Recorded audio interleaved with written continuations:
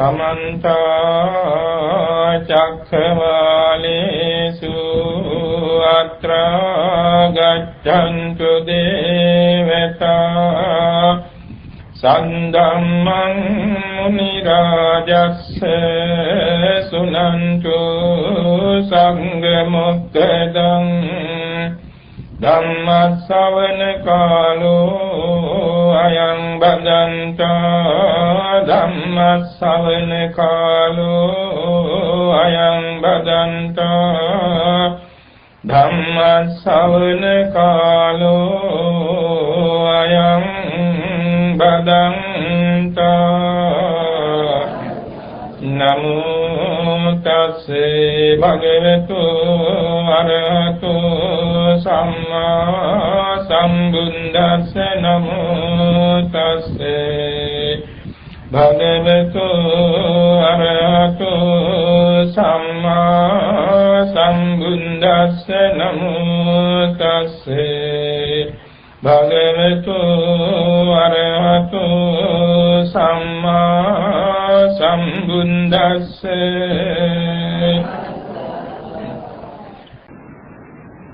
අතමන්තං සමයේ පඤ්ඤයං හෝතියා පඤ්ඤා පජාතනා විච්ඡයෝ පවිච්ඡයෝ ප්‍රේතයෝ ධම්මවිච්ඡයෝ සංලක්ඛනා පච්චුත ලක්ඛනා පණ්ඩිතං කෝදල්ලං මේ පුඤ්ඤං මේ භවයා චින්තා උපපරික්ඛා වේලා පරිණායසා විපස්සනා සම්පජඤ්ඤං පතෝදෝ පඤ්ඤා පඤ්ඤේන්ද්‍රියං පඤ්ඤා බලං පඤ්ඤා දත්තං පඤ්ඤා වාදාලු පඤ්ඤා ආලෝකෝ පඤ්ඤා පඤ්ඤෝතෝ අමෝ ධම්මවිචයෝ ධම්මවිචේ සම්බුද්ධං මග්ගං ගම්මං පරියාපන්නං ඉදං තස්මින් සමයේ පඤ්ඤේන්ද්‍රියං හෝති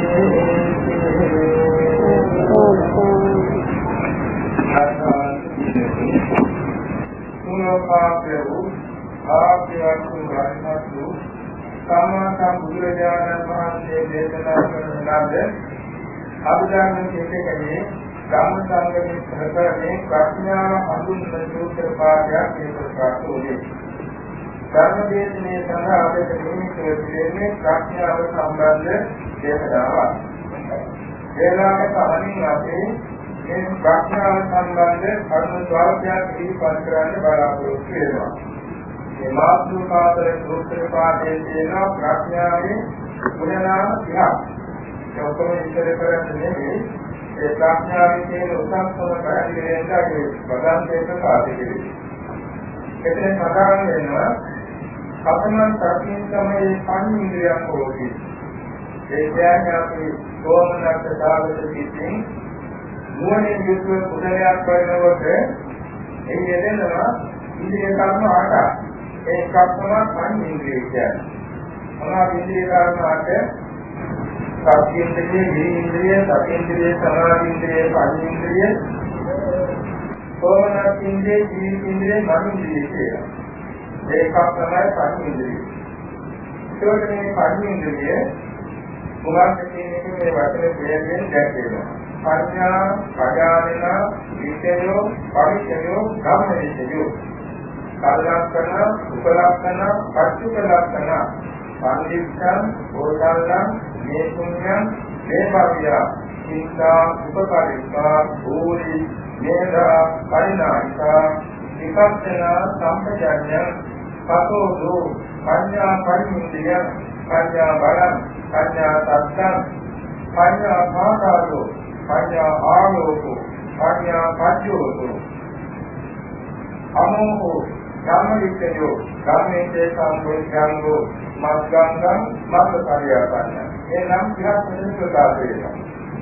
එයින් අපි පඤ්ඤා කියන වචනේ ගන්න පඤ්ඤා කියන මේ වචනේ බුද්ධ ශාසනයේ පරිවර්තන කල්යාණ කාර්යයයි.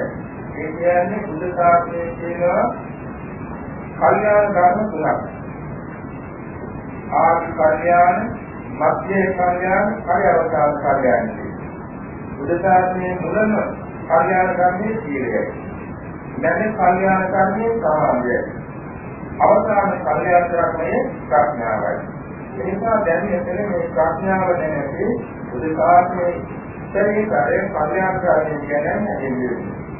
මේ පඤ්ඤාදී පදය ඇදී තියෙන්නේ පූර්ව ඥාන අවබෝධයේ කියන ධාතුවයි. පූර්වේන උපසර්ගය. ඥාන කියන ධාතුව. ඒ ඥානාදී පාරල ප්‍රත්‍යක්ෂේන පූර්වසර්ගයේ තුනේ අහිංසේන ඥාන දීතුනම පඤ්ඤා කියලා පාඩියයි. ඒ කියන්නේ දෙපිටේම නානා ප්‍රකාරයෙන් ගන්නා බව කියන එකයි. නානා ප්‍රකාරයෙන් ජීවිත ගන්නා බව තමයි පඤ්ඤා කියන්නේ. ඒකේ ජීවිතේ කරන්නේ නානා ප්‍රකාරයෙන් ගන්නවා. ප්‍රකාරයෙන් ගන්නවා. ඒකෝට මේ පඤ්ඤාව කියන එක බුදු ධර්මයේ වල පැටි ඒකාවතක් තුන ධර්මයක්. ප්‍රඥාව කියන්නේ විසුද්ධි මාර්ගයේ අර්ථකථාවල විසුද්ධි දෙයට විතර කරලා තියෙනවා. එතන ප්‍රඥාව කියන එක හඳුන්වන්නේ උත්තර දිගේ පහළ වන ප්‍රඥාවයි. උත්තර දිගේ පහළ වන ප්‍රඥාව කියන්නම පඤ්ඤාවේ වචනයට කියනවා. මේ පඤ්ඤාවේ ලක්ෂණය කියන හඳුන්වනවා වෙන්නේ ප්‍රඥා බොහෝ ප්‍රදේශ කියනවා. මේ ප්‍රඥාවේ ලක්ෂණය නම් සම්මා ස්වභාව පටිච්ච ලක්ෂණ අසංඥා. හැම දෙයකම නියම තත්ත්වය අවබෝධ කරගන්නා බවයි ප්‍රඥාව ලක්ෂණය. හැම දෙයකම නියම තත්ත්වය. සම්මා ස්වභාව කියන්නේ හැම ධර්මයකම නියම තත්ත්වය. ගරිෂ්ඨත්වයේ නියම තත්ත්වය. පටිච්ච කියන්නේ ආත්පත්‍ය නිමිත දක්නා බව ප්‍රඥාවේ ලක්ෂණයයි. ඔය අධිකයක් දැක්කාන නැතුවනම් අරමුණාන ඒ නිමිතේ අවබෝධ කරගන්න සමර්ථ වෙන ප්‍රඥාව. සම්මාන සබාවක් ඡාදිත මෝහංකාර විදමරක. ඒ කියන්නේ හැම දෙයකම තියෙනවා ස්වභාව ධර්මය, ස්වභාව ආර්ය. ඒක මහාන මොහයක් කියනවා. ඒකට කියනවා අවිද්‍යාව කියලා. ඒතකොට ධර්මයන්ගේ අරමුණු වල නියම tattයේ මකා තබන මෝහයේ අන්ධකාරයේ නැතනවා. ඒ ප්‍රඥාව. ඒක තමයි ප්‍රඥාවේ ඉතිහාසය. ප්‍රඥාවේ ලක්ෂණය නම් හැම දෙයකම යථා තත්ත්වය නිවනදිව යනුලට ජීවිතේ දක්නා බව ලක්ෂණයයි. ප්‍රඥාවේ ක්‍රියාකාරීත්වය නම් මේ හැම දෙයකම තියෙන යථා ස්වභාවයේ මහාන මෝහයේ අන්ධකාරයේ නැතන බවයි ප්‍රඥාවේ ක්‍රියාකාරීත්වය. ඒක කියනවා රතේ කියලා. ඊළඟ ප්‍රඥාව ගැටෙන්නේ අසම්මෝහ රත. අසම්මෝහ පටිපට්ඨාන. අසම්මෝහ කියන්නේ අවදාහක් මුලාවකට වැටෙන්නේ නැහැ. ප්‍රඥාව අපට වැටෙන්නේ මුලාවක් නැහැ. ඔය එනාවක් පැවැටෙන්නේ අමතක වෙන්නේ නැහැ. ඒගොල්ලෝ වැරදි මොනකද යන්නේ. අන්න ඒක ප්‍රඥාව ගැටෙන ආකාරය අපට. ඊළඟ ප්‍රඥාව විතරම ආසන්න ධර්මතාවක් තියෙනවා. සුඛිනෝ චිත්තං සමාධියති කියන තැන සමාධිතෝ යථා උත්තම් පස්සති කියලා වචනයක් තියෙනවා බුද්ධ වචනය. සමාධිමත් දැනගා තමයි ප්‍රඥාව ලබන්නේ. ඒ නිසා ප්‍රඥාව කිතාම සමේ උපකාරක ධර්මයේ සමාධිය. සමාධියේ දීකාගෙන ප්‍රඥාව පහළ වෙන්නේ. එන්නේ මේ විදිහට ප්‍රඥාවේ ස්වභාව ලක්ෂණයයි ප්‍රඥාවේ ක්‍රියාකාරීත්වයයි ප්‍රඥා රැකෙන ආකාරයයි ප්‍රඥාවට ආසන්න දෙන හේතුවයි සඳහන් වෙනවා. ඒ ප්‍රඥාවේ ලක්ෂණය මොකක්ද කියේ? හැම දෙයකම තියෙන යථා ස්වභාවයේ විදිහට දක්නා බව. ප්‍රඥාවේ ක්‍රියාකාරීත්වය නම් හැම දෙයකම තියෙන යථා ස්වභාවයේ මහකල තියෙන අනිදු අදුර නැතර බවයි. ප්‍රඥාව රැකෙන්නේ අවදාපත් මුලාවකටපත් වෙන්නේ නැති බවයි. ප්‍රඥාව ආසන්න කාරණේ සමාධියයි සුඛේ සංපත් තමයි. දැන් මෙන්න මේ ධර්මතා හතර අනුව අපි ප්‍රඥාව තේරුම් කරගත්තා. ප්‍රඥාවේ ප්‍රදේශ නාමයක් තියෙනවා. ලෞකික ප්‍රඥාව, ලෝකෝත්තර ප්‍රඥාව දෙකක් තියෙනවා. ලෞකික ප්‍රඥාව කියන්නේ සතර මඟ සතර ඵල හැර. ඉන්හාට ඥාන සම්ප්‍රයුක්ත සිත් තියෙනවා ගොඩක්. දැන් කොහොම ඥානයේ වෙන සිත් තියෙන 47යි. ඒ මාතක් අඩුවනම් 39යි. ඒ 39 තියෙන ප්‍රඥාවට තියෙනවා ලෞකික ප්‍රඥාව කියලා. මොනවාගේ 39 දැන් කාමාචර දෝමනයේ විද්‍යාවෙන් 12ක් තියෙන ප්‍රඥාව. ඒ වගේම මහාංගත ලෝකෝමයේ රූපාචර අරූපාචර කියන ඔක්කොම ඉතිහාසක් ඒ විද්‍යාකාරයේ 12යි සිද්ධාමය. ඔන්න ඉස්ලාමයේ තමයි ප්‍රඥාව දෙන්නේ ලෞකික සිද්ධාන්ත වශයෙන්. ලෝකෝත්තර සිද්ධාතේ කියන ප්‍රඥාව ලෝකෝත්තරයි. ඒ ලෞකික ලෝකෝත්තර වාස්තේ 12ක් තියෙනවා. ඉතින් කුසල විපාක ක්‍රියාවේ 4-12ක් තියෙනවා. සෝමනස්ස සාගතයි. 12යි 18යි. මෙන්න මේ 18 සෝමනස්ස සාගත ප්‍රඥාව. ඊළඟට ලෝකෝත්තර ප්‍රඥාව ලෝකෝත්තර සිද්ධාතේ කියන ඥානෙ ඇතවිද සෝමනස්ස සාගතයි ඇතවිද ඕපේක්ෂා සාගතයි. ආගතේ සිද්ධාතේ විද්‍යාවේ ඕපේක්ෂා සාගත ප්‍රඥාව වෙනවා. ඊළඟට සලකා බලන්න තුනේ තවත් එකක් ඇතිවෙනවා. මේ ප්‍රඥාව තේරුම් ගැනීමට පුරාණාචාර්යයන් වහන්සේලා මෙහෙම තෝරනවා. සංඥා විඥාන සංඥා කියන ධර්මතා පුරා කියනවා. සංඥා කියන්නේ දැනීම. විඥාන කියන්නේ ඊට වඩා විශේෂ දැනීම. සංඥා කියන්නේ ඊට වඩා ප්‍රකාර වෙන විධාකාරයෙන් දැනීම. ඒකට නිරතුන් කරනවා යම් කිසි සමාවරණ නැත්නම් ස්වර්ණකාර දෙයක්. ස්වර්ණකාර කර්මාන්තයක මේ කුල දාන දෙනවා සම්පාවු ගොඩක්. සම්පාවු ගොඩක් දාන දෙනවා. සම්පාවු ඒ රම්පාවු දකින්නකොට කුඩා දරුවෝ. කුඩා දරුවන් මේ දන්නේ ආද හැරෙමුව විතරයි. ඉතින් බව හැරෙමුව එච්චරයි දරුවා දන්නේ. ඉතින් සම්පූර්ණයෙන් නැත්නම් මේ කුඩා දරුවගේ මෞඛ්‍යයන් ලැබී ඉන්නේ ඒ රම්පාවු දකින්නකොට ගන්නවා මේක රම්පාවු. මේකෙන් අපිට දෙච්චර වැඩ කරන්න පුළුවන් කියලා දැක්ක ගන්න ඒකවා. සම්කල්පෝ ඊට වඩා කියන්නේ කියලා ගන්නවා. සම්කල්පව ගන්නවා මේ සම්පෝම මෙච්චර රම් කියනවා. මෙච්චර සබක් කියනවා. මෙච්චර විදි කියනවා. මේක මෙච්චර බාරයි. මේ කමනවා රැකේ යන්නේ එකයි. ආදිවාසීන් සියල්ලම ඒ රම්කරුවා ඒ පෞද්ගලික ස්වභාවය ගන්නවා. ඒ වගේ තමයි මේ සංඥා විඥාන සංඥා කියන ප්‍රඥාවේ තුනේ. උදාහරණයකදී සම්පෝම දැකීම වගේ තමයි සංඥාව. දැනීම මාත්‍රයයි අනුමුතල මාත්‍රයයි. ඒකෙන් මොනවද කරන්නේ කියලා සිතුවක් ගන්න. විඥානය වගේ තමයි අර දෙමෝපියන් වැඩි කියන ඒ රම්පවුන් දැකීම වගේ තමයි විඥානය. උදාහරණයක් වඩා විශිෂ්ට දැනුමක් කියන්න තියෙනවා. නමුත් ඒ උදාහරණය මේක අතවල් ප්‍රමාණය බාරයි අතවල් ලෝක මිශ්‍රයි කියලා ගන්නවා. සම්කරුවා ඉන්දියාවල ගන්නවා. ඒ වගේ තමයි ප්‍රඥාව. ඒකෝ දැන් සංඥාවෙන් කරන්නේ යම් කිසියක් ලකුණු කර ගැනීම පමණයි. විඥාණයෙන් ලකුණු කර ගැනීමත් අනිත්‍ය දුක්ඛ අනාත්ම නිමිතිවත් කරන්න පුළුවන්. ප්‍රඥාවෙන් නෙමෙයි ලකුණු කර ගැනීම විඥාණයට වඩා එයාට දැනගෙන සතර මාර්ගඵල සාක්ෂාත් කරගන්න ප්‍රඥාව සමර්ථ වෙනවා. අර විඥාණය මේවා කරන්නේ නැහැ. ඒකට ප්‍රඥාව අවශ්‍යයි. මෙන්න මේක සංඥා විඥාන සංඥා කියන තුන ගැන ප්‍රවේදයෙන් දෙන්නලා තියෙනවා. සාමාන්‍යයෙන් සලකා බලනකොට සාමාන්‍ය ප්‍රඥාව, මහාගත ප්‍රඥාව, ලෝකෝත්තර ප්‍රඥාව කියලා අවස්ථා තුනකට බෙදලා තියෙනවා. තවත් තියෙන වැඩිගත් දෙකක් ඒක අපිට වැඩිලා පාඩම් වේවා. චින්තාමය ඥානය, සුතමේ ඥානය, භාවනාමය ඥානය කියලා අවස්ථා තුනකට මේ ප්‍රඥාව බෙදලා තියෙනවා. චින්තාමය ඥානය කියන්නේ කාමයෙන්වත් අහන්නේ නැතුව කොටස් හලක් සදක් දෙන්නේ සමාධියන ස්වයං ප්‍රතිභාවය. ස්වයං ප්‍රතිභාවයෙන් සමාධිය වැඩිවීම. සමාධිය වැඩිවීම යම් යම් තීර්ථ ශාස්ත්‍ර කර්මාන්ත ආයතනය සිදු කරනවා.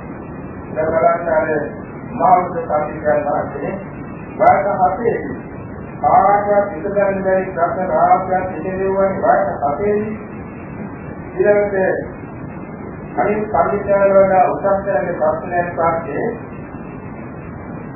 මේ රාජ්‍යයේ රාජ ආරක්ෂා කෙනෙක් අනුන්ගේ උපදෙස් සභාවකට නෙමෙයි ඊළඟට සූර්යනේ බ්‍රහ්මදත්ත රාජ්‍යයේ කාර්යකාරී කියලා ඉස්සර සංකා රාජධානියේ ගිහිල්ලා සාර උමගක් හදලා උපකාරීන නගරයක් හදලා අන්තිමේදී අතල අක්කවුණයක් මෙතර සාර සේනාවක් ගමනය කරලා ඊට සමගිය දේශවල තරම් සමර්ථුණානේ අර උමග කරුණාන්තක ගහනකොට අර පුදුමයි ඒ කාලේ මේවා යාන්ත්‍රෝපකරණ තිබුණ නැත උදාහරණයේ උදි රන්නේ සාර උමගක් හැදලා ඒ උමග මාළිගාවන් වගේ හදලා අන්තිමේදී දුමාකාර ජයග්‍රහණයක් අත්වල දුන්නම එළේ වැටිවන්නේ ඒ කුණාට සිතාමේ ගායන. ඔය වගේ සිතාමත සමාන තීරණය කරගන්න දක්ෂතාවය දෙනවා සිතාමේ ගායන. සුතේ ගායන කියන්නේ බණැකීමේ ජීවිත සාත්‍රාදී ඉලක්කයා ගැනීමේ සියල්ලම ලබන අවබෝධයේ කියන සුතේ ගායන. භාවනාවේ ගායන කියන්නේ සමාපන්නත් පඤ්ඤා. ඒ කියන්නේ සමථ භාවනාවට ධ්‍යාන සමාපatti සුදුවා ගන්නවා. විදර්ශනා භාවනාවට මාර්ගඵල උපදවා ගන්නවා. මේ භාවනාවෙන් උපදවා ගන්නවට ප්‍රඥාව කියනවා. භාවනාවේ ප්‍රඥාව කියනවා. මේ විදිහට ප්‍රඥාව තුන් ආකාරයකට කියනවා. තවත් කියනවා තුන් ආකාරයක් මොකක්ද? ආය කෞශල්‍ය, අපාය කෞශල්‍ය, උපාය කෞශල්‍ය කියනවා. ආය කෞශල්‍ය කියන්නේ අභිවෘද්ධියේ තේරුම් ගන්න අනුවල අපාය කෞශල්‍ය කියන්නේ ඉදිරිම තේරුම් ගන්න අනුවල පාය කෞශල්‍ය කියන්නේ සාමෝචිත ප්‍රඥාව දෙවික උපදවා ගන්න ආපෝදී උපාය කෞශල්‍ය කියලා හඳුන්වනවා. ඒක වේදනාපාරණය සඳහා දෙනවා. යම් කිසි සමාධි පිටගෙන ආපෝදී කටයුතු කරන නිසා මේ නිවිදේ කරතුල දුක්ඛං අකුසල දුක්ඛී යනවා. උපන්න අකුසල ප්‍රහාණය වෙනවා. දුක්ඛං කුසල උපදිනවා. උපන්න කුසල වැඩිනවා කියලා එක පිළිබඳව තේරුම් කර ගන්නවා නම් අන්න ආය කෞශල්‍ය. අනිත් පැත්තෙන් බලනකොට මේ නිවිදේ කරතුල උපන්න කුසල නැති වෙනවා. දුක්ඛං කුසල දුක්ඛී යනවා. රූපං කුසල උපදිනවා රූපං අකුසල උපදිනවා රූපං උපං අකුසල ගැටි දුවනවා කියලා දැනගන්නවා. අන්නේ දැනීමෙන් කියනවා අපාය කෞශල්‍ය කියනවා. අපාය කෞශල්‍ය කියන්නේ තරම සුදුසුම වෙන. කාර්යයෙන් එක පැහැදිලි කරනවා නම් යාපි ගොවිතැනක් කරන කෙනෙක්, පෙරදාමක් කරන කෙනෙක්, ජීවිතයක් කරන කෙනෙක්, කාර්යයක් කරන කෙනෙක්, එවැගේම වෛද්‍ය සේවයක් කරන කෙනෙක්, එවැනිත් තවත් සමාජයේ ජීවනෝපායන් දෙකේ කෙනෙක් දැනගන්නවා මම මේ විදිහට කරගත්තොත් මේකෙන් ආර්ථික දීපාර වෙනවා. දැන් ගොවිතැන කියන එක මේ විදිහට කරොත් දීපාර වෙනවා කියන දැනගන්න. එදා මෙහෙම කළොත් අලාභ වෙනවා කියලා දැනගන්න. අනිකෝත් හැකියාව මෙහෙම කළොත් මේ විදිහට මේක අලාභ වෙනවා කියන අවාසි වෙනවා කියලා දැනගන්නවා නම් ඒ දැනගන්නා මොකද කියනවා ආය කෞශල්‍ය. මේ සෑම කටයුත්තකදීම මේ විදිහට කරතුනොත් මේකෙන් අර්ථයක් සිද්ධ වෙනවා මේක සූදු වෙනවා ප්‍රයෝජන වෙනවා වාක්‍යයක් වෙනවා කියලා තේරුම් ගන්න ඕනේ ආය කෞශල්‍ය. උපාය කෞශල්‍ය කියන්නේ තරක සුදුසු නෝනේ. ඒක අමුතේ ඉගෙන කියලා ගන්න එකක් නෙවෙයි. සමාධියේ හිත තුලින්ම වතු කර ගන්න අත්දැක ගන්න.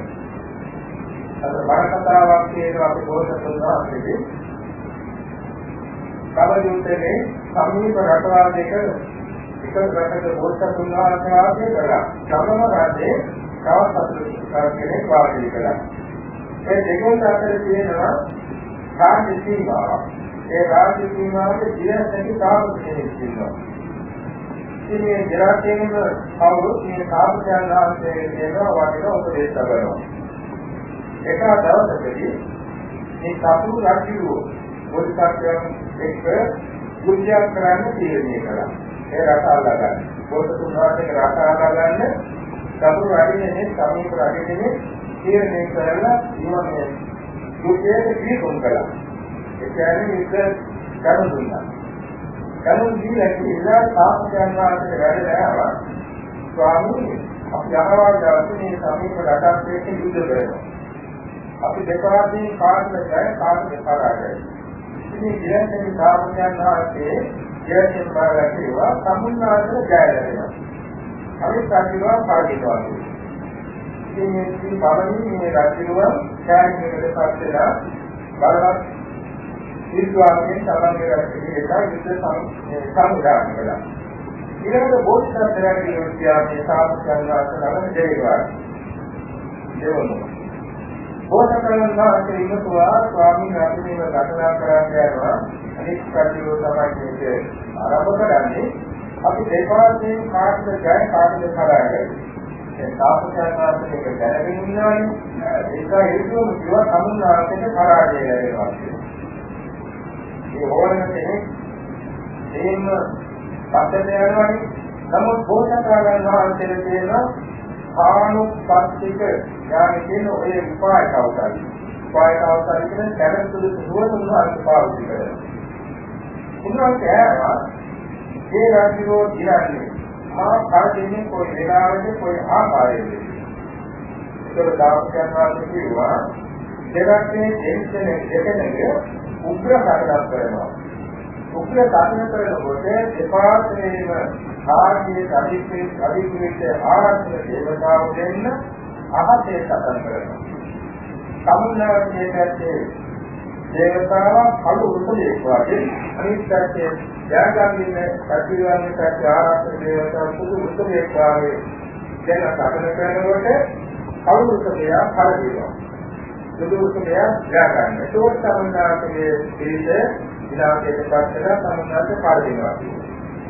ඒකේ රාජ්‍යෝ පසුබටුනේ නෑ. ඇතුවා ඒ බුදුදහම දෙන්න දෙන්නේ කාටද? ඉවා දෙරකේ රාජ්‍යවන් දෙන්නටයි ඒනාමික තුරු දෙන්නට තේරෙනවා. ඒකට මේ බෝසත්ත්ව රාජ්‍යවන් අතුරුතරන් ගාලා කිව්වා. ස්වාමීනි මම එන ජය ගන්නවා. සාපජන්වාතේ විශ්වාසයි. සාපජන්වාතේ දාර්ශනේ තමයි එතුමා පිළිදෙන්නේ. පොදුනේ. දැන් මේ විදාසේ සතන ආරම්භ වුණා. ඒනාටිකතේ කියලා තිබුණ බෝසතුන් වහන්සේ යම් වෙලාවක මගේ සේනාව අතුලකේ එනවා නම් මට කියන්නේ. ආහස බලා මට කියන්නේ. ඒ වගේම එක අවස්ථාවක උත්තර සත්‍යනාම කරනකොට බෝසතුන් වහන්සේගේ සේනාව පස්සට පරිදි පස්සට ගත්තා. අදවාගේ ඈතින් යන්නේ කඩියෙන් කඩුවනේ. ඉතින් ඒනාවේ සේනාධිපති ආහස ගන්නවා. ආහස බාලා බෝසතුන් වහන්සේ කියන දේ ගන්නා කෙනෙක් අහසේ දෙනවා. අර කියපු ලකුණ. එක පැත්තේ සුදුසුකේ අනිත් පැත්තේ කළු උත්තරේ දෙන්න අතරේ කළු එක නම් දැකේ යනවා. ඒතකොට බෝසතුන් වහන්සේ 10ක් වගේ තුන්දක් කරගෙන ඉත ප්‍රවාහු ජීවන්තේ බුද කියන ඉතිරියක් අර සුදු උත්තරය දෙන්නා. ඉතාලම දෙන්න අතුරු ගාම වුණා. ඒ නැත්නම් එකට දෙන්නේ ඒ විතරයි. ඒකතාවෝනේ මේ දෙන්නේ සංකේතයක් නේ. දේවතාව දෙන්න අතුරු ගාම වුණා. අතුරු ගාම එක්ක වෙලාවේ සමන්ලි කේලාව සතර මේ දෙවුවා. අන්තිමේ පරිදි කියලා කිව්වා දිනවා. ඊළඟ කියලා කිව්වා කරා. මේ වගේ අවස්ථානුකූල පස්සානුකූල දැඟතුළු අතුරුන ඥානයට කියනවා උපාය කෞශලී ඥාන. දැන් මේ භාවනා කරනකොට සතුටෝකාවාදියයි. දැන් භාවනා කරනකොට කියලා කෙනෙකුට ආමික වස්තුවේ කරනකොට අපට අවශ්‍යන්නේ තුනම. දැන් අපි ඒක භාවනා කරන්නේ පුදුකාය දෙලින් කබා නොගෙන වාඩි වෙනවා. ඒ වගේම අපහසුතාවයෙන් වාඩි වෙනවා. ඒකට ගැටියතාවක් කියන්නේ ඉතින් වේදනාවයි. ඒ බව තමයි දැනගන්න ඕන අන්න ආය කවුරුහරි ගන්න. ඒ කියන්නේ කබාට අපහසුතාවයෙන් බව දැනගත්තා. සමාධියේ සමාධි නොවන බව දැනගත්තා.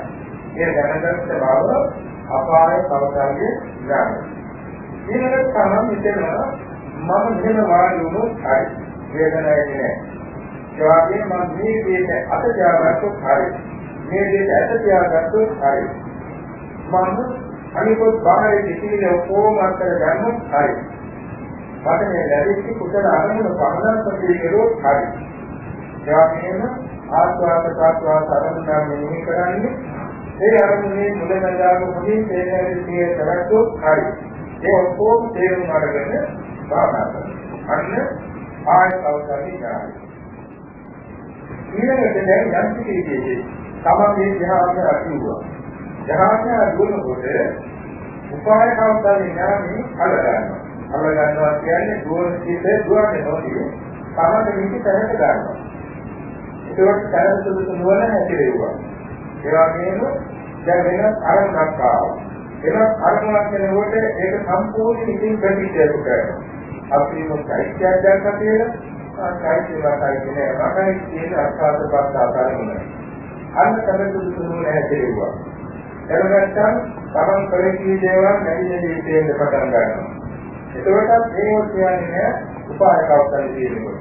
ඒ ඔක්කොම ඉතින් ප්‍රතික්‍රියා කරලා තමන්ගේ උසස් අරමුණේ සමාධි අරමුණේ පිට පවත් වෙනවා. ඒ වගේම දැන් අපි කියමු මේ භාවනා අරමුණක් පහළ වුණා. උග්ගාණිතේ කටලාගෙන කාර්යයක් ලැබුණා. ඒ අරමුණ දිහා පිටින් දැනුවත් වෙන මහාම නැති වෙනවා. ඒක තමයි දැනගන්න ඕනේ. දැනගැනීම ආය කවුරුද? අපාය කවුරුද? ඒ නැති වෙනවා දැනගැනීම අපාය කවුරුද? ඊළඟට මේක සමා නැති නොවන හැටියට ආසා ගන්න දුවන්නේ විස්තරේවා.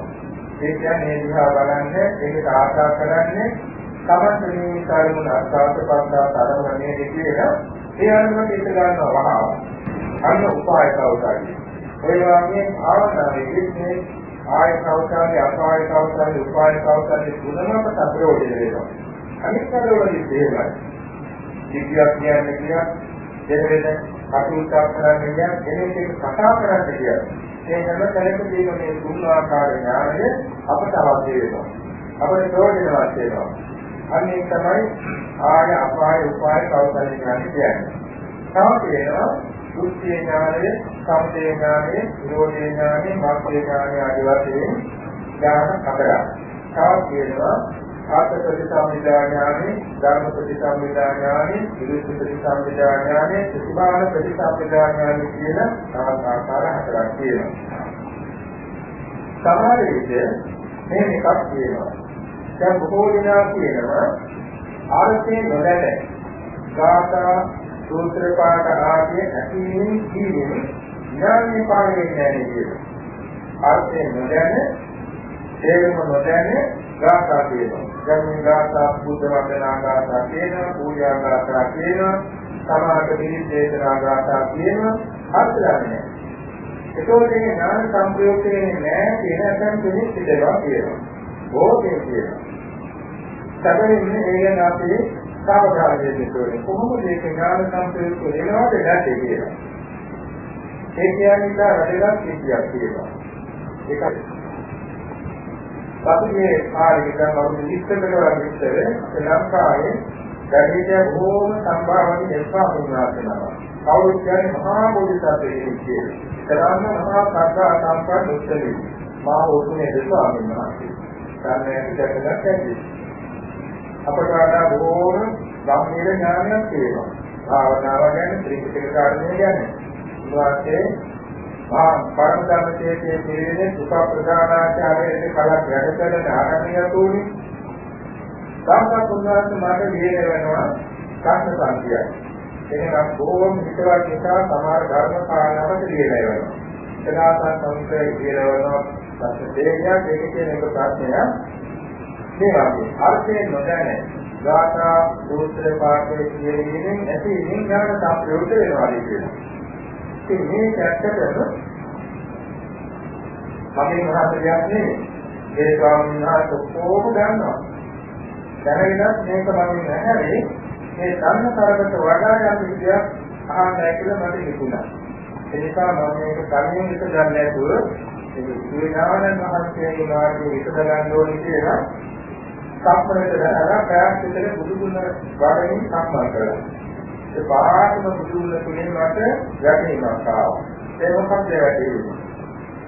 කවරකෝ දහම් පදයක් කියනකොට ඇහෙනකොට සතර ආකාරයෙන් ඥාන සම්පූර්ණ වෙන්න ඕනේ. ආර්ථයෙන්, ධර්මයෙන්, නිරුක්තියෙන්, ප්‍රතිභාවෙන් කියලා. ඒක මම පැහැදිලි කොට ලියුවා. ඒවා බොහෝම ගෞරව සම්ප්‍රයුක්ත ඉස්තුති කරලා පිළිවෙලට තිබුණා. කලින් අහලා කියවා මේ පදේ. මෙලෙසම මම කියුවා අපේ බුදුරජාණන් වහන්සේ ලක්ෂණා පොකුණතර සම්පාදවල ධර්ම දේශනා කරද්දී නැගී බණපදයට සවන් දුන්නා. ඉස්සෙල්ලා ඉඳලා. ඒ මැදියාගේ පිටවලේ දෙවිසක් අද වෙලා ගොකොල්ලම යෝගේ නැගෙන දරුවා. ධර්මයේ බණහන්නේ. ඒ සතා පිළි ලෝකයේ සීල රාජයේ කියලා වපන්න මන්දුපදී රාජය. ඒ මොහොතේම පිළිසත් එක්ක බණහන්නේ බණවතු වුණා.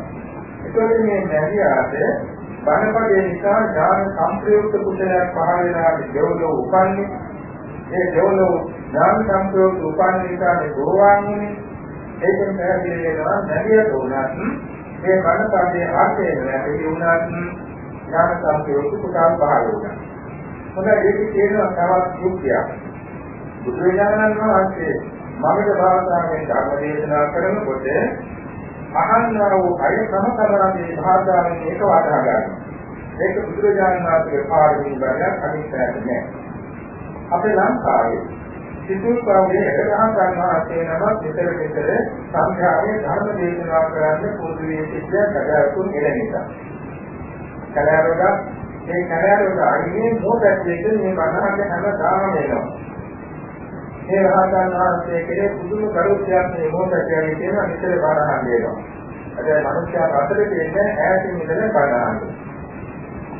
ඔය අතර එක්තරා දවසක් රාජ්‍යයේ රූර වැටේ. ශරීරවත් යාගෙන මේ ජඩේකක් නෑ. මේ බණ කියන තැන ඈතින්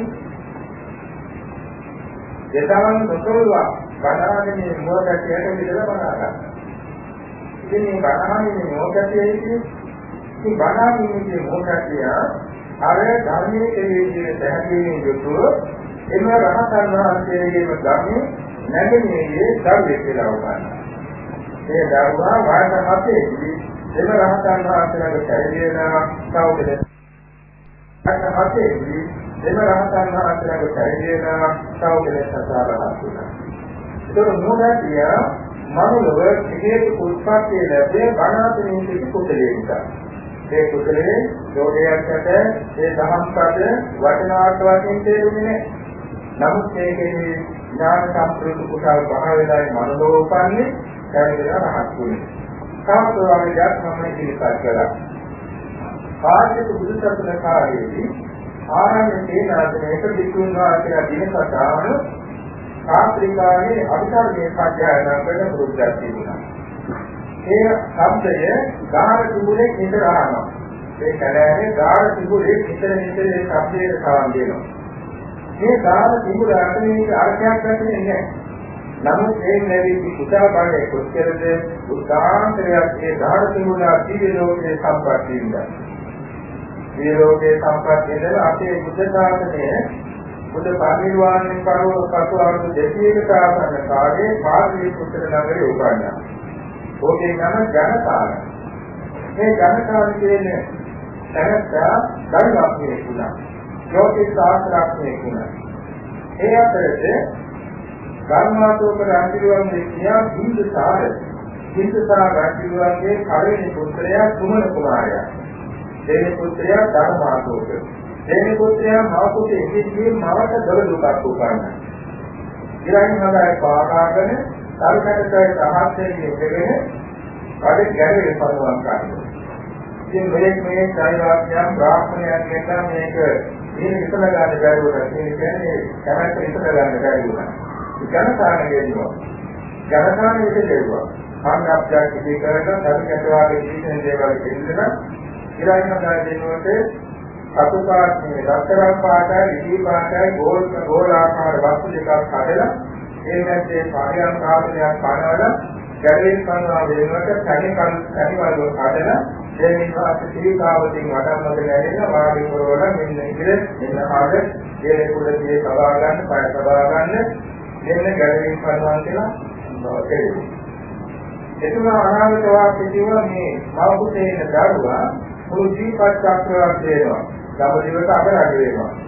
ආහතේ පොළවේ මහා පොළවේ ආහතේ පොළවේ මහා සාගරයේ යොදුනක් නාමයේ මොහොතේ ආඥාව පවත්වන වෙනවා. දෙවියෝ, යක්ෂයෝ, වරක්තු, පක්ෂීනෝ, නාගයෝ, මනුෂ්‍යයෝ සියල්ලෝ මෙතුමාට තේරෙ කරන්න දෙනවා. ඔය වාක්‍ය කියලා දෙනවා. ඒ සියල්ල එකේම සිද්ධ වුණා. ඒ අවුරුදු බොහෝ කාලයකට පස්සේ මේ ධර්මවතෝක රජුවන්ට ඥානියන් දෝෂයක් කියලා තිබුණා. ඊට පස්සේ මේ ජනකාන එන්නන සංග්‍රහ කරන්න ඕතේවා. වලකට ඕම දුරස්ත පරාසක සාපත කරේ ආදීයක සැහැයෙන් කරවිලා ඉතියා. කාර්යකුත්‍රෝ කියන සීලකරවන්ට නම් කරගෙන එනකොට මහා වංශයේ තියෙන ආරණ්‍ය සේනාසනයේ තියෙන කාර්යයෙන් මෙන්න තිබුණේ. ඒ කාර්යයෙන් එනකොට ආරණ්‍ය සේනාසනයේ වං දෙවියන් මොහොතයි. දැන් පළමුවෙනි නිදි යනකොට හම්බුනේ ප්‍රධාන සංකේතයේ ස්වාමීන් වහන්සේගේ කුටියාවාසය. ආවස්තුතිය. එතන ඇවිල්ලා මහා අත්දොස්තරේ රහතන් වහන්සේ. මේ රහතන් වහන්සේ මෛත්‍රී විහාරයෙන් අග්‍රයි. මේ රහතන් වහන්සේ බුද්ධ කාලේ මනෝමය පැවිදි ආර්යක පරිදි. ඒ තමයි සපුරුදායි පරිකාරය කියන්නේ. සංකීර්ණිකා සූත්‍ර දෙකක් කියන උන්වහන්සේගෙන් දෙතු. මේ මහා සපුරුදායි ඒ සපුරුදායි පරිකාරය කරනවා තමයි එදා බණාලා නමුත් සතුකාරයක මේ ධර්මනාත්මක යුගයේ වෙනකොට මහා රහතන් වහන්සේ නමක් දෙදායි කියා බුදු සසුනේ කරේ. උදාහරණයේ ජීවිත රහතන් වහන්සේ 1000ක් තියාගන්න කියනවා. උදාහරණයේ මෛත්‍රිය බලය නිසා මුළු වනාන්තරයේම සීල සත්‍ය උදාහරණයක් හරි කියනවා. ඉතින් මේ රහතන් වහන්සේගේ කුටියේ වශයෙන් මේ සත්‍ය දෙල්ලම් කරනවා දැක්කම උදාහරණ ස්වාමීන් මොන සත්තු දිගිලා ඒකේ ආදී දුක් කොටි වලස්සු ගෝණු මො නැමතේ කියනවා. ඉතින් සත්‍යයේ කවුරුහරි ඉස්සාවක් නෑ. සත්‍යයේ රහතන් වහන්සේ අතීත ඥානයෙන් ගන්නවා මේ කුජලයේ පෙර ඥානයේ කරගත් කුසල මොනවාද කියලා. ඒවාමනේ ධාර්මික ආකාරයේ බුදුබණ අහලා ඒ කුසලයෙන් තමයි මේ දෙව්ලොවට මනෝලොවට කැරෙලා ඉන්නේ බොහොම ඥාන සම්පන්නව. සත්‍ය උදාහරණයක් කලින් ආපු දහම් පද දීගත් කරමින් කියනවා හැරෙන්නේ ඔය තමයි පංචස්කන්ධය. ඔය තමයි 12 ආයතන. ඒ තියෙන 18 ආයතන. ඔය තියෙන්නේ කාටික සමුත්පාද. ඔක්කොම එහෙම කියලා පස්සේ පරමාර්ථ වශයෙන්. කියනකොට මෙතුමාට මොන පහළ වුණා කලින් ආපු බාරපද දෙන්නේ. ඒ මොහොතේම සාධනය කරගුණා ඒ මොහොතේම භවනා සමතා ඉලක්කයෙන් ගහක් උඩ වාඩිලා ඒ මොහොතේ ඒකාන්තයෙන් කවුරුත් නැසාරියන්ට ඒකත් මේ කුජලයාට අර ධාර්මූලාකාරයේ බුදුබණ ඇතිවීමේදී අර්ථයක් තේරුනේ නැහැ. නමුත් එදිනේ ධර්මයානුකොට කියන්නේ උදාර සිත ඥාන සම්ප්‍රයුක්තන. එන්න මේ වගේ කරුණු අපිට පැහැදිලි කරගන්න පුළුවන්. ඒ නිසා සමාධියට මේ අපි කරන වන්දනාගත ආදී තේරුම් නොදැනන ඒක ඥාන සම්ප්‍රයුක්ත වෙන බව අපට පැහැදිලිව තේරුම් කරගන්න පුළුවන්. නමුත් අපි තවත් විශේෂයෙන් ඥානය දියුණු කරගන්න බඳ වෙන්නේ කොහොමද? දැන් අපි බුදුබණ පාඩේ නිසා ඥාන සම්ප්‍රයුක්ත වුණා. ඒක තේරුමක් හදාගත්තා දෙතුන් ඥාන සම්ප්‍රයුක්ත වෙනවා. මොකද එතන කියන අර්ථ ඥානය. අර කලින් කියන ධර්ම ඥානය. ආපෝෂ කරගන්නකොට තේරුම අර්ථ ඥානය. කාර්යයට පාඩ ව්‍යාකරණයක් තේරුම් කරගත්තා නම් නිරුක්ති ඥානයක් ලැබෙනවා. නිරුක්ති ඥානය කියන්නේ ව්‍යාකරණ අවබෝධය. මේ කාර්යය අපිට කියන්නේ මේ එක අකුරක තේරුම මෙහෙමයි කියලා තේරුම් ගන්න. ඒක නිරුක්ති ඥානය. ඔය තුනම අවබෝධ කරගැනීම ප්‍රතිභාන ඥානය. ඒකෝට මේ විදිහට එක ආකාරයෙන් හරි ව්‍යාකාරයෙන් හරි තුන් ආකාරයෙන් හරි සතර ආකාරයෙන් හරි ඥාන සම්ප්‍රයුක්ත කරගන්න පුළුවන් බුදුබණ ආනකොට කියනකොට ඒකකොට. මෙන්න මේක නිසා තම ආකාරයෙන් අපේ ඥානෙ පහළ කරගන්න පුළුවන්. මේ ඥානෙ ගැන බොහෝම සූත්‍ර දේශනාවල් සඳහන් වෙනවා. සංඥා නරාණං රතනං පුඤ්ඤං සෝලි දුහා. අනුත්‍යං උතුම්ම රත්නේ ප්‍රඥාවයි කියන එක තැනක තියෙනවා. සංවිතනිකායි. තව ආලම සූත්‍රයේ තියෙන සංඥාය පරිසුද්ධිය කියලා. ප්‍රඥාවෙන් තමයි පිළිසුදු වෙන්නේ කියලා. ඒක ලැබෙන්නේ කොහොමද? සුසුතාවරේ සංඥා අපමත්ව විචාර ඥානවන්තය අප්‍රමාදව බණ ඇසීමෙන් නැවත බණ ඇසීමෙන් සෝත ලබනවා කියනවා. මේ සුසුතා කියන්නේ නැවත බණ ඇසීම. සකලා කාරණාවක් ගන්නෑ. එකම බණ උනත් නැවත කියවනවා. ඒක සුසුතාවරේ සංඥා අපමත්ව විචාර කරනවා. අපමත්ව කියන්නේ සීමිත යුක්ත පුද්ගලයා. විචාරණෝ කියන්නේ විචාර බුද්ධියයි පුද්ගලයා බණ කියන ප්‍රඥාව ලබනවා. කමහන කොට එකක් භාවනාවක් වෙනවා. එන්න මේක නිසා මේ ප්‍රඥාව ගැන අපි වඩා සාවධානය වෙන්න ඕනේ. අපට අත්‍යවශ්‍ය ගුණාංගයේ ප්‍රඥාවයි. අපි සියලුම මේ ප්‍රඥාව ලබන්නේ. සමාධි වඩන්නේ ප්‍රඥාව ලබන්නේ. අපි දන් දෙන්නේ ප්‍රඥාව ලබන්නේ. හැම කටයුත්තකදීම අපි ප්‍රඥාව ප්‍රාර්ථනා කළ යුතු වෙනවා. සාරිපුත්‍ර මහ රහතන් වහන්සේ වගේ. සාරිපුත්‍ර මහ රහතන් වහන්සේ ඒකාන්තයේ කල්පලක්ෂයක ඉස්සරහේ අනුමෝදන් බුද්ධ කාලේ මේ ප්‍රඥාවෙන් අග්‍ර වෙන ප්‍රාර්ථනා කෙරේ. එදා බුදුපාමල වැඩම අග්‍රාකර්ෂීතේකද මහා පින්ක මහාචාර්යකල කිව්වා ස්වාමී මට මේ කිතාව දෙන්නේ මතු සතරදී යම් බුදු සසුනකදී ප්‍රඥාවෙන් අගතන්පත් සාක්ෂාත්කාරක දුරේ ඇතුව ගන්න තේනවාදී ප්‍රතිව රාජ්‍යෝගී නිවන් සුව ලබන ප්‍රාර්ථනා වේවා. එදා පටන් ඒකාන්තයේ කල්පලක්ෂයක් භවයේ භවයේ චේතනාව පහළ වුණා. එනිසා ප්‍රඥාව ලබන්න ප්‍රඥාවෙන් යොමු වෙන කතා කරේ ප්‍රේම පුරාවන අපිට ප්‍රඥාවෙන් අග්‍රවරහ පොතේ නිවර්ත ලැබුවා. අපටත් මේක අවශ්‍යයි. ඉතාලි සෑම කුටලයක් කරගෙන ප්‍රාර්ථනා කරන්න ඕනේ. මට මේ ජීවිතේ නිවන් දක්නා ජාතික පාරක් ප්‍රඥාවන්තව ප්‍රඥාවෙන් වැඩිදුණු වෙමින් නිවන් මාර්ගය ගන්නට වාසනාව වේවා කියලා ප්‍රාර්ථනා කරන්න ඕනේ.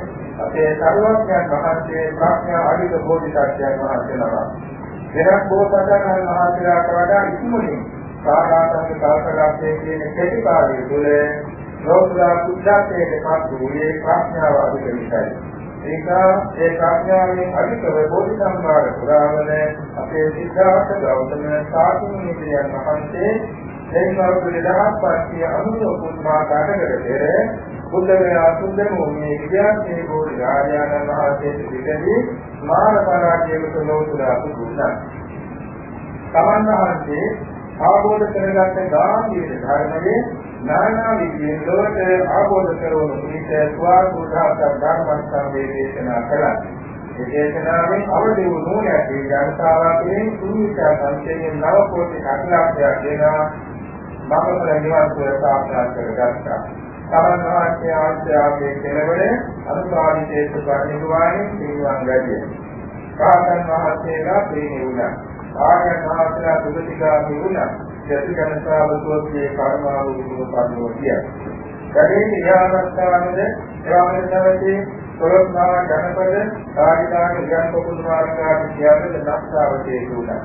මේ ආදී රහතකාරකා මහා පුත්‍රී මහා මේරු පර්වත මහා සාගර වැනි විශාල වස්තු යාවනවා විදකඩම් යානවා නැතුම් කඩු මිලමුදාදී මේ සෑම වස්තුවක් සෑමෝකින් නැදෙන්නේ සැලෙන්නේ වශයෙන් තුලකින් දෙන්නේ ඇතෙන් සාරියරණයක අපි ආස්කාර කියලා හිතේ කියන කිතයන් සංස්කාර ගන්න ඇතුව නැතුව යන දැනින් අනිත්‍යයි ඇතේ නැතිවෙන දෙයෙන් ඉතර කරගෙන දැනෙන දුකයි කලිතේ නොපවත්නා බැරි මනස්ලයි ශ්‍රීලක්ෂණයේ ආකාරයේ සංස්කාර ගන්න දුක්ඛතාවයයි දුකට හේතුන තෘෂ්ණාව සමුදය සත්‍යයි දුක සමුදය ප්‍රතිපාද නිරෝධ සත්‍යයි ඒවනාමෝද කර ගැනීමට භාවිතා කළ යුතු ආර්ය අෂ්ටාංගික මාර්ගයේ මාර්ග සත්‍යයි අනන්ත අපරිමාණ සුපතේ මහා රහතන් වහන්සේලා දීර්ඝ කාලයක් වූ දානමේ පාරමිතා භාවයෙන් මෙන්න චතුරාර්ය සත්‍ය අවබෝධ කරගෙන අජරාමර අමා මහ නිවන් වැටියා.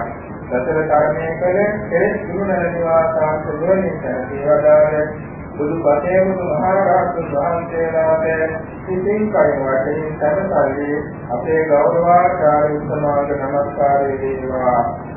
අපේ ජීවිතයේ පූජා වේවා. අපට මේ ජීවිතේ පුරාකන සෑම කුසලයක් පාරමී වාටපත් වේවා.